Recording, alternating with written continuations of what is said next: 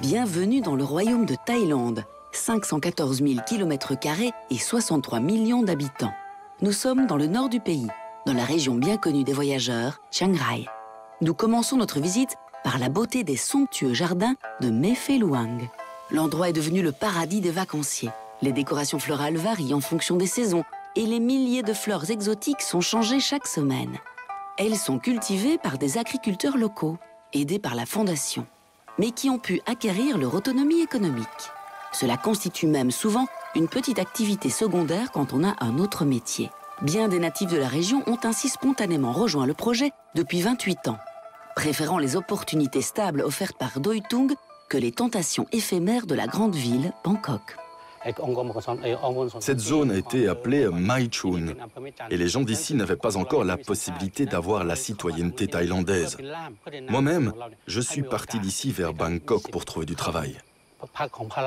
Mais je suis revenu dans mon village natal pour travailler comme traducteur afin d'aider les habitants à communiquer avec les fonctionnaires du gouvernement. Je me suis rendu compte qu'il fallait une meilleure communication entre le projet et la communauté sur nos objectifs, nos méthodes et nos projets afin de s'assurer du soutien de la communauté. Tel est le point clé, telle est la façon de parvenir à la durabilité. Essayer de faire tout soi-même ne marche pas. Il faut faire travailler ensemble toutes les personnes que nous pouvons afin de rendre ce projet durable. C'est vraiment capital.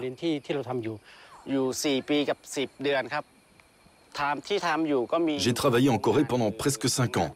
J'étais employé dans 2 usines, l'une de papier et l'autre de plastique. Mais ensuite, j'ai décidé de revenir et de travailler de nouveau pour le projet de Doi Tung. Et je suis revenu pour fonder ma propre famille.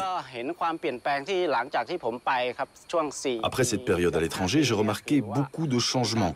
Doi Tung a non seulement fourni des sources de revenus, mais également offert d'autres possibilités d'emploi pour les gens de la communauté. Le projet a même lancé sa propre marque.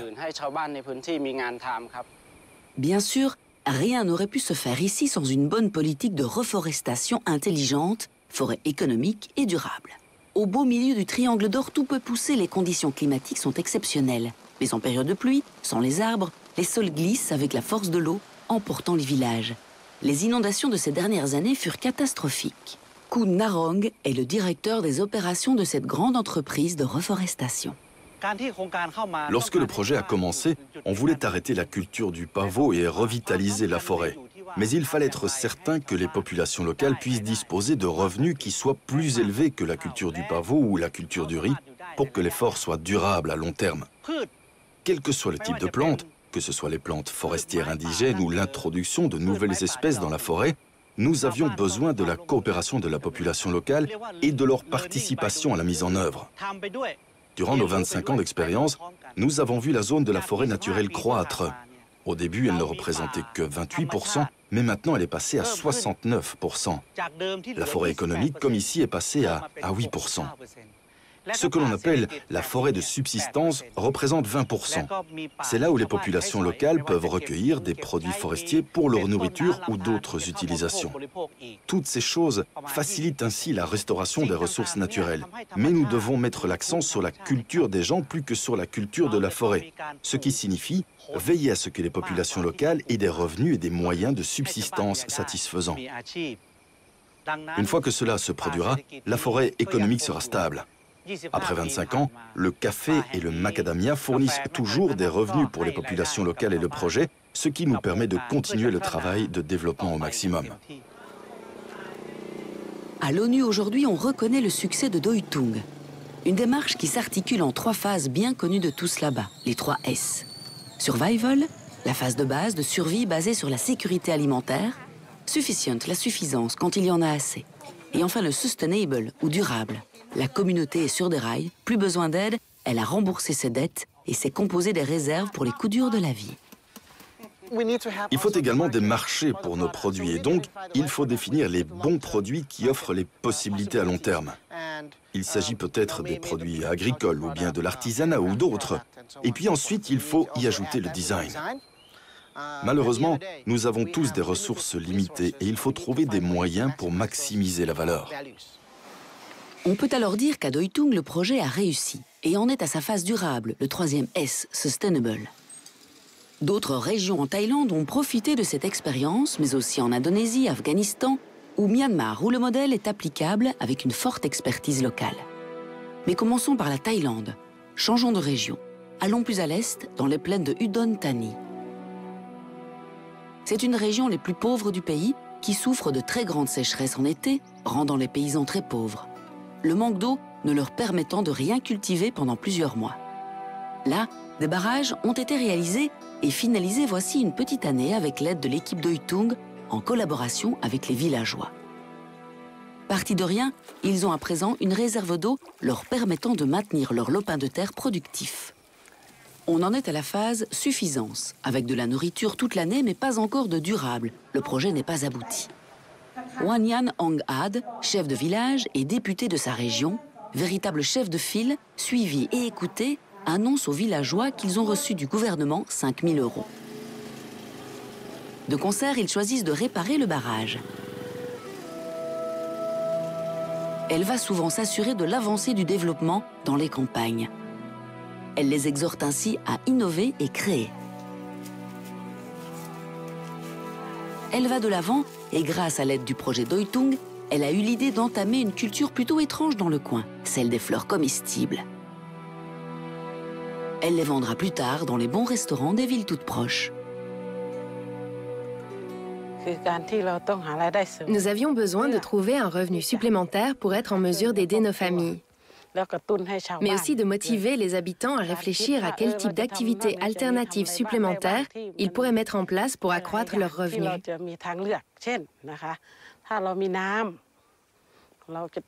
Par exemple, si nous avons de l'eau, nous avons besoin de faire une rotation des cultures à planter après la récolte de riz. Planter du maïs ou faire pousser des primes verts comme dans ce jardin, ce qui permet d'accroître le revenu des ménages. Nous avons au moins de la nourriture et nous pouvons manger. Si nous en avons en trop, nous pouvons la vendre. Nous devons nous entraider en agissant et en partageant les responsabilités ensemble pour produire des résultats. Ce sont les bases sur lesquelles se crée l'unité, la créativité et l'harmonie dans la communauté.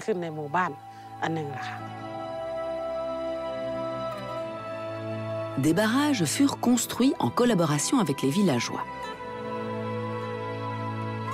Ils ont permis d'étendre les récoltes sur une plus longue période de l'année. Les saisons sèches et humides en Thaïlande sont très capricieuses. Une bonne gestion de l'eau permet de gagner jusqu'à 2 fois plus. Comme nous en parle le directeur du Royal Initiative Discovery Institute lui-même, Kun Karan. La Fondation a amélioré le système d'irrigation en ajoutant un pipeline au réservoir afin de connecter les deux étangs. Ainsi, la distribution de l'eau dans les exploitations agricoles a été rendue possible. L'augmentation de la superficie irriguée est passée de 128 à 192 hectares. Mais le développement n'a pas cessé après que le système d'irrigation ait été amélioré. Nous avons également appliqué le modèle d'agriculture préconisé par la reine et le modèle du roi sur la gestion communautaire de l'eau et l'intégration pour lequel nous avons travaillé avec les gens de la région. Je voudrais vous montrer ce succès maintenant que nous avons de l'eau et que nous sommes en mesure de la distribuer dans les fermes. Notre peuple à Koklam et Saig Aram, comme d'autres dans la région du Nord-Est, a du riz comme aliment de base. Nous avons été en mesure d'augmenter la surface des rizières de 56 hectares et de faire passer la productivité de 50 kg à environ 90 kg par hectare. Notre travail de développement a déjà commencé depuis 3 ans. La deuxième phase du travail, comme je l'ai déjà mentionné, se concentre maintenant sur des projets de coopérative, sur le développement de l'agriculture, la transformation des produits agricoles en produits à valeur ajoutée.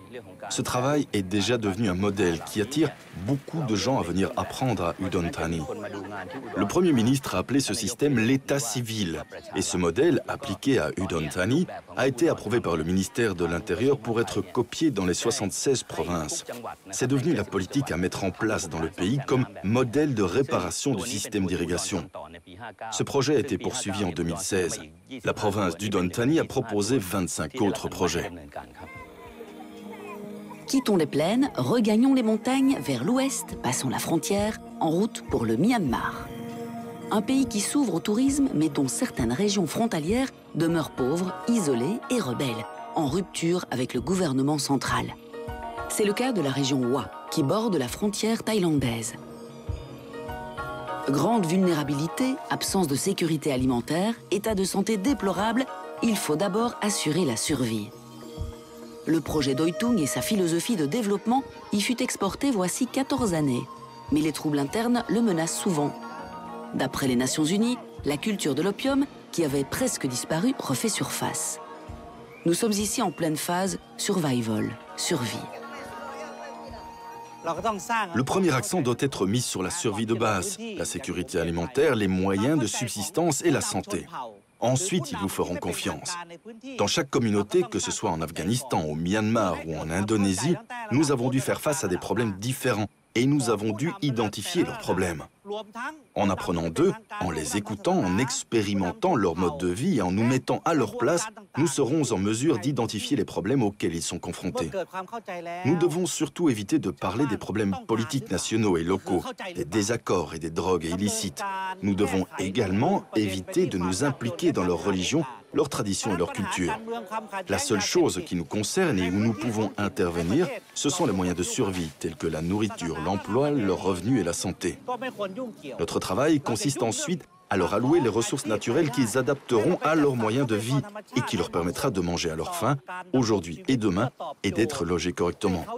La liberté naîtra lorsque les villageois auront de la nourriture dans leur estomac et auront un revenu stable. Ceux-ci pourront alors commencer à réfléchir et c'est ainsi que naît la liberté. C'est en écoutant les besoins des habitants et en cherchant avec eux les solutions qui leur conviennent que l'on a pu ici régler le problème de santé publique et d'éducation. Les soins vétérinaires sont aussi mis en place et de petites fabriques artisanales se sont ouvertes pour donner du travail au plus grand nombre, comme ici dans cet atelier de nouilles. Si les gens continuent à travailler dur et s'ils continuent à rester curieux et assoiffés pour acquérir de nouvelles compétences, leur avenir sera bon.